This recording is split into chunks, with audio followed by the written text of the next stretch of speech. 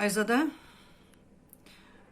Абылқайыр Ысқақов, мінеки, 2 жыл сендер мені алдап келе жатқандарыңды мен 2-ші күн ала алмай отырмын. Не істейміз, міне істейміз. 2-ші күн өтіп жатыр. Қосымша келісім шарт, көліктегі қызмет қазақша болады деген әлі күнге жоқ.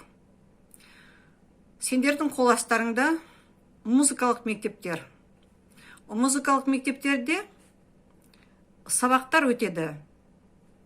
Тек қана Ресей Федерациясының тілінде. Пианино, фортепиано, тағда бір енді сабақтар. Гитара болсын, білмеймін, тағда көп инструменттер бар ғой. Арфа, флейта деген. Олар барлықтары өтеді Ресей Федерациясының мемлекеттік тілінде. Тіпті қазақтың домбыра қобыздарының сольфеджио, тағда бір сондай пәндері өтеді орыс тілінде. Неге?